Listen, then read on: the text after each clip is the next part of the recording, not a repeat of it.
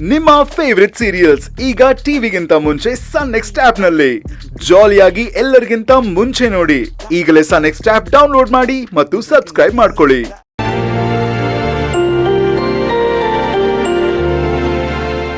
ನೀವು ಅವಳನ್ನ ನಿಮ್ ಸ್ವಂತ ಮಗಳ ಹಾಗೆ ಭಾವಿಸ್ತೀರಾ?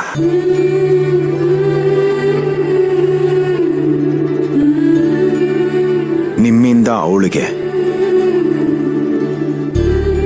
ಅವಳಿಂದ ನಿಮಗೆ ಯಾವತ್ತೂ ಹರ್ಟ್ ಆಗ್ಬಾರ್ದು ಅನ್ನೋದೇ ನನ್ನ ಆಸೆ. ಈ ಆಸೆನ ನೀವು ನೆರವೇರಿಸ್ತೀರಾ ಅನ್ನೋ ನಂಬಿಕೆನೋ ನನಗಿದೆ.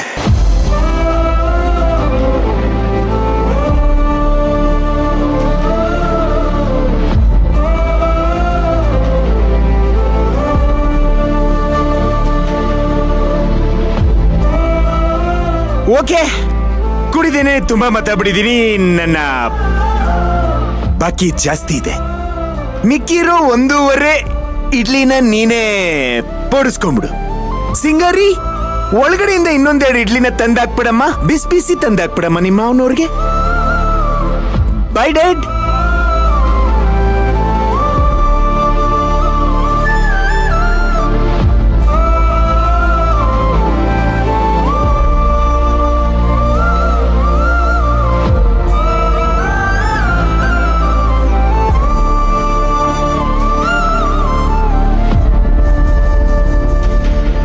ಯಜಮಾನ್ರೆ,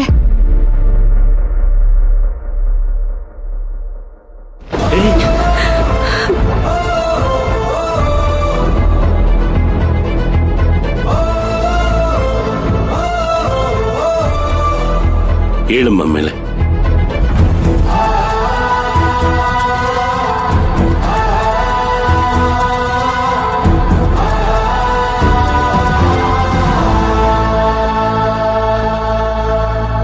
ನನ್ನ ಕ್ಷಮಿಸ್ಬಿಡಿ ಯಜಮಾನ್ರೆ. ನೀವು ಹೇಳ್ತಿರೋದೆಲ್ಲ ನನ್ನ ಒಳ್ಳೇದಕ್ಕೆ. ಅದು ನನಗೆ ಚೆನ್ನಾಗಿ ಗೊತ್ತಿದೆ. ಆದ್ರೆ ನೀವ್ ಏನೇ ಹೇಳಿದ್ರು ನನ್ಗೆ ಮನೇಲಿ ಇರೋದಕ್ಕಾಗಲ್ಲ ಯಜಮಾನ್ರೆ. ಈ ಮನೆಗೆ ನಾನು ಬಯಸಿ ಬಂದಿದ್ದಲ್ಲ. ಎಷ್ಟೇ ಕಷ್ಟ ಬಂದ್ರೂ ಸಹಿಸ್ಕೊಂಡು ಹೋಗ್ತಿದ್ದೀನಿ. ಆದ್ರೆ ಇದು ನನ್ನ ಬದುಕಲ್ಲ, ಇದು ನನ್ನ ಜಗತ್ತು ಅಲ್ಲ.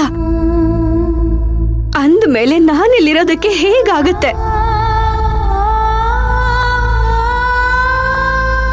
ಒಂದ್ಸಲ ನಿಮ್ಮಿಂದ ಹಣ ಸುಲಭವಾಗಿ ಸಿಗುತ್ತೆ ಅಂತ ಗೊತ್ತಾದ್ರೆ ಮನ್ಸು ಪದೇ ಪದೇ ಅದನ್ನೇ ಬಯಸತ್ತೆ. ಪ್ರತಿ ಸಲ ನಿಮ್ ಹತ್ರ ಹೇಗ್ ಹಣ ಕೇಳೋದು ಅಂತ ಮುಜುಗರ ಆಗತ್ತೆ. ಅದಕ್ಕೆ ದುಡ್ಡಿನ ವಿಚಾರದಲ್ಲಿ ನನ್ನ ಸ್ವಾಭಿಮಾನಿ ಆಗಿದ್ದು. ನಮ್ಮಪ್ಪ ದುಡ್ದು ತಿನ್ಬೇಕೇ ಹೊರತು ಇನ್ನೊಬ್ರು ದುಡ್ಡಲ್ಲಿ ಬದುಕಬಾರ್ದು ಅಂತ ಹೇಳ್ಕೊಟ್ಟಿದ್ದಾರೆ.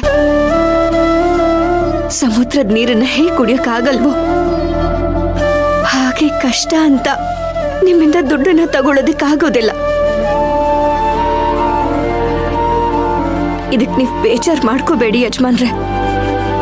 ಒಂದ್ಸಲ ನನ್ನ ಸ್ಥಾನದಲ್ಲಿ ನಿಂತ್ಕೊಂಡು ಯೋಚಿಸಿ.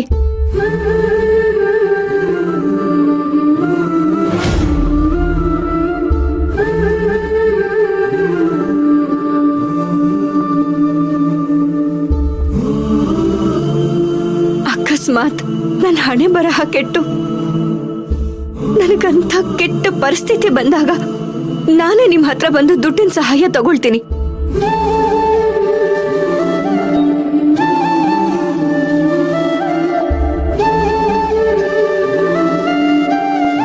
ಅದು ಸೊಸೆ ಆಗಲ್ಲ,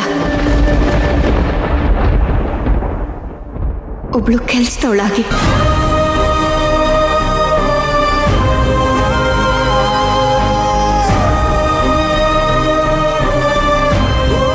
ಸರಿ ಬಿಡಮ್ಮ, ಇನ್ನು ನಾನೇನು ಹೇಳಿದ್ರು ಪ್ರಯೋಜನ ಇಲ್ಲ. ಇಂದೊಂಥರ ಭೀಷ್ಮ ಪ್ರತಿಜ್ಞೆ ಇದ್ದಾಗೆ. ಅದನ್ನ ನನ್ನಿಂದಂತೂ ಮುರಿಯೋದಕ್ಕಾಗೋದಿಲ್ಲ.